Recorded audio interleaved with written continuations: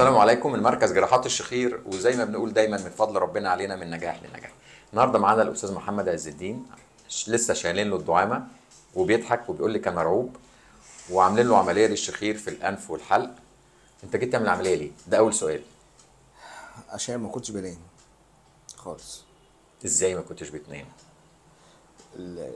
يعني ازاي انام مثلا وانا اول ما انام مثلا الاقي هيجيلي خنقه. الخنقه دي اساسا جديده عليا. كان الاول بلاقي فيه صعوبه وبلاقي فيه كتمه نفس، ان انا كنت باخد شهيق وزفير. فطبعا كتمه النفس دي كانت فاجئ كل الناس اللي معايا، خاصه وانا في العمره او الحج. زمايلي يشتكوا لي يقولوا لي حرام عليك انت خوفتنا من كتر الشخير والخنقه. من كتر الخنقه اللي انا بسحب شهيق. وبعدين بنتظر حوالي 10 20 ثانيه وبعدين اجيب الايه توقف نفس. توقف نفس طبعا. التوقف ده كانوا هم بيروحوا ويتعبوا قوي ويقولوا لي انت ساكت على نفسك ليه.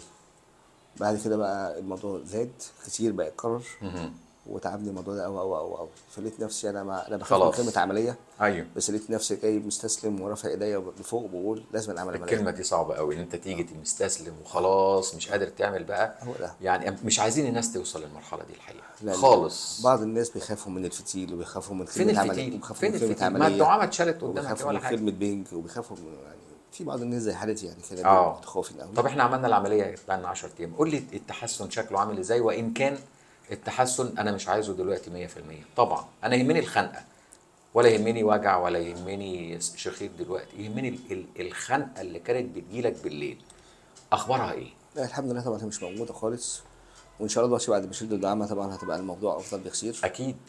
انا لسه شايلين دلوقتي الدعامه دلوقتي. النفس عامل ايه في مناخيرك؟ لا طبعا الحمد لله احسن طبعا. مش كده؟ انا ما كنتش بعرف اتنفس لا بالنهار ولا بالليل. يعني الاول كان بالليل بس، لما انا الموضوع اتاخرت عليه حتى كمان لقيت نفسي بالنهار مش عارف اخد نفس. فان شاء الله كده بنصح. يعني العمليه الحمد لله انت حاسس ان انت خدت خطوه صح ان انت عملتها؟ الحمد لله. الحمد لله على سلامتك. الله يسلمك. الحمد لله على سلامتك. انا عايز اسالك سؤالين. اتفضل.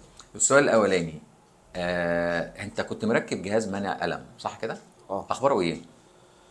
هو قعد معايا 3 ايام حلو قوي صراحه يعني كان جهاز اول 3 ايام جهاز ممتاز. يعني معناه لك الالم شبه تماما؟ شبه 90%. 90 ده ممتاز جدا. 90%.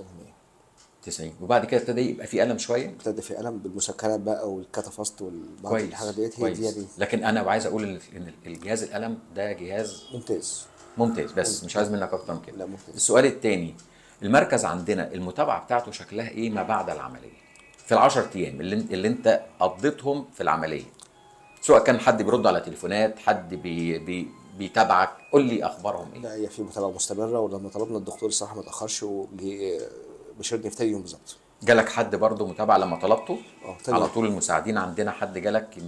في نفس اليوم اللي طلبته فيه جالي. الحمد لله. رغم ان هو جالي من اكتوبر للتجمع. مشوار يعني؟ طبعا. ولا يهمك. الحمد لله على سلامتك يا استاذ محمد، وانا سعيد جدا. وان شاء الله يعني اللي انت فيه ده جزء لسه من التحسن. ان شاء الله. التحسن انت لسه ما حسيتهوش، لان انت لسه شايل الدعامه ولسه بقى لنا 10 ايام، واحنا العمليه بتاعتنا عشان تنتهي بتاخد لها من شهر ونص لشهرين. طبعا مش تعب، لكن انا عايز اقول عشان بقى نقول احنا خلصنا ان شاء الله. ان شاء الله. الحمد لله على سلامتك مره تاني. الله يسلمك. شكرا يا دكتور. ربنا يكرمك. وزي ما بنقول دايما ده من فضل ربنا علينا وعلى عيانينا.